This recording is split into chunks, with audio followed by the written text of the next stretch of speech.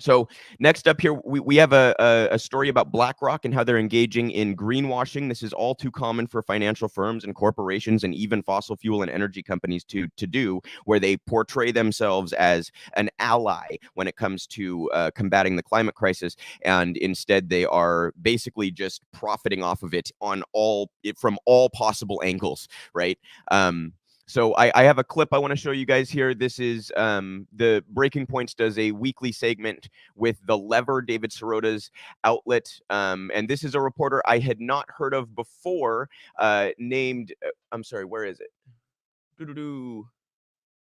Adam Lowenstein. Adam Lowenstein, who writes for The Lever, he wrote about BlackRock here and their greenwashing, and went on Breaking Points to discuss his piece. We'll watch this clip, come back and discuss.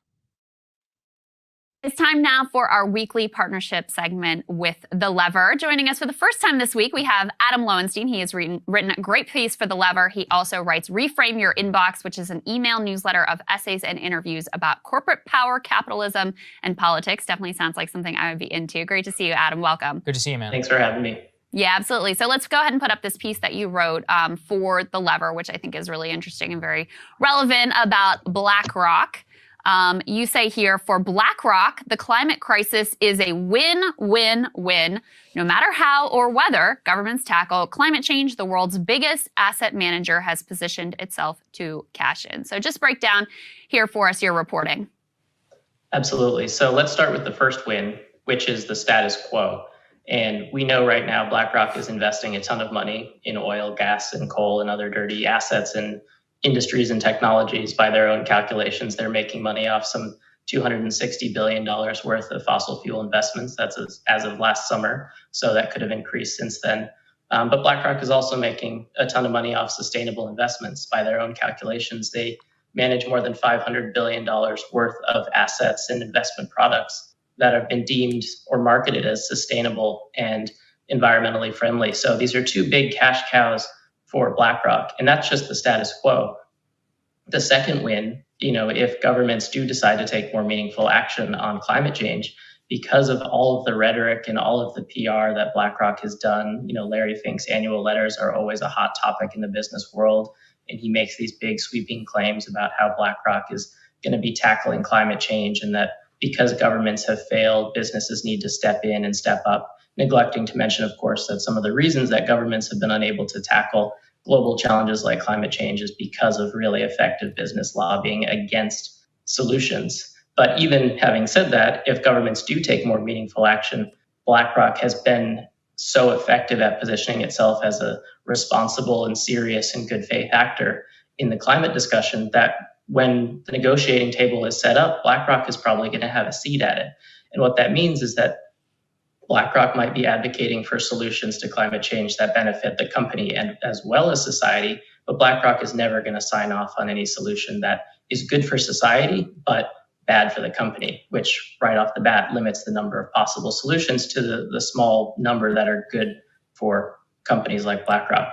And then the third win is that because of all this talk and this PR and all this rhetoric about, being a good faith actor and taking climate change seriously and working together, BlackRock is already winning. No matter what governments do or don't do, the company has secured a reputation as this effective climate partner, which means that all of the money from sustainable and ESG investments, which are growing, astronomically, a lot of that's going to keep flowing to BlackRock. So, Adam, at the heart of this is ESG, which you mentioned. Explain that a little bit to the audience and why it's a scam. Sure. So ESG stands for environmental, social, and governance. And it's often you hear it in the context of ESG investing, although ESG, like a lot of acronyms, has kind of just come to symbolize everything about businesses taking meaningful action to save the world, basically. And you have seen, by some estimates, there's $35 trillion of assets that are labeled ESG. Some estimates say that this could grow up to $50 trillion in the next few years. And basically what ESG investing says is that you can use your money and you can make money and you can also save the world at the same time. And a lot of times there's a few problems with it. Number one, there's no real standardization for what ESG means. And there's an announcement from the SEC a few weeks ago that they're going to start rolling out some proposed climate disclosure rules, which actually might start to standardize what some of these ESG labels mean. But for the most part, what it means is that different asset managers and institutional investors like BlackRock can offer products that they claim are good for society, good for human rights, good for diversity and inclusion, good for the climate, and basically imply to investors, which could be individual investors, it could be pension funds, it could be other companies. Basically, what they're saying is that you put your money into these ESG funds and you don't really need to do anything else because your money is going to make the world a better place. And that's a very seductive idea. It's very comforting. It would be nice if we could just let companies and capitalism solve, the world's problems for us. But because there is this implied and sometimes very explicit claim that ESG investments will also be better for the bottom line than traditional investments, then once again, similar to BlackRock saying, we're going to be at the table and so we're going to rule out all the solutions that aren't good for our business. If you have an ESG product that maybe is good for society but isn't making as much money as a traditional mutual fund, which could be invested in all sorts of companies like Exxon and Chevron and all Facebook and all of these companies that you could make a pretty compelling argument are not good for society. If these ESG funds don't make as much money as the other ones, then they're just not going to gain traction. And so on top of that, you have a lot of ESG funds that are just labeled environmental or sustainable or green, and they're full of stocks like Exxon and Chevron, oil and gas companies. And we've seen this a lot over the last 6 weeks or so following Russia's invasion of Ukraine. You have a lot of ESG funds that hold shares in Russian companies, including Russian oil and gas. What are, based on what we know BlackRock's holdings, what are some of the climate solutions that they might find acceptable? Like, okay, we're going to make money off of that one. And what do you think are some of the things they would push onto the bounds of conversation? Yeah, so in the piece, I talk about this speech that Larry Fink gave, Larry Fink, the CEO of BlackRock, gave at the G20 last summer in Italy. And he outlined a few of the solutions that he wants to see. One of those is that he wants to see more scrutiny for state-run and privately held companies. There's a lot of scrutiny for publicly traded companies about what they're doing on the environment or what they're not doing, what they're doing on human rights or what they're not doing. And Larry Fink wants to see more scrutiny for privately held companies and for state-run companies, which is legit. There are a lot of public companies that are offloading dirty assets to private companies. They're just selling them or to state-run companies. And that doesn't, as Larry Fink himself has said, that doesn't actually make the world any greener or more sustainable. It just shifts who holds those assets to less, heavily scrutinized entities. But it's also a very convenient argument for BlackRock because if you have less scrutiny on public companies like BlackRock and more scrutiny on other firms, well, that means less scrutiny for BlackRock. It's right there in the statement. But what it also hides is the fact that BlackRock itself, while calling for more scrutiny for privately held and state-run companies, BlackRock is continuing to partner with and invest in privately held and state-run companies. They just announced a big investment coalition with a bunch of investors who invested in a $15 billion pipeline project with Saudi Aramco. Obviously, a massive company and a state-run company out of Saudi Arabia. BlackRock, I mentioned a couple of places in the piece. BlackRock is investing in pipelines in Texas with privately held energy and infrastructure companies. So that's one argument that they make where there's some truth to it, but it's also a very convenient argument for the company. Another solution that BlackRock would like to see is governments investing trillions and trillions of dollars in lowering what Larry Fink calls the green premium, the fact that a lot of green industries and technologies and products are more expensive than traditional ones, non-green ones. And again, there's a kernel of truth to that. There is definitely a role to play for governments to help spark the initial upfront investment. There's a lot of private capital is not necessarily going to move into these spaces without governments bearing some of the upfront risk. But once again, this is a very, very convenient argument for BlackRock to make because, as Larry Fink has said, there's a long-term investment possibility of $50 trillion worth of green investments. And that's a pretty lucrative pot of money for the world's biggest long-term investor, BlackRock, to be eyeing. Right. So.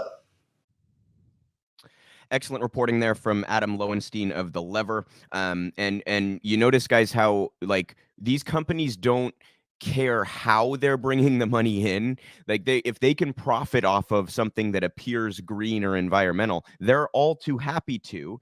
It not only is still money coming in, it's still profits. It also allows them. It sort of arms their ability to portray themselves as allies to the environmental movement. And of course, as Adam went into there, it's complete and utter nonsense. A lot of these, there's a lot of connections here with Exxon and with these big energy companies and things that are nonetheless labeled as though they're environmental investments and the ESGs.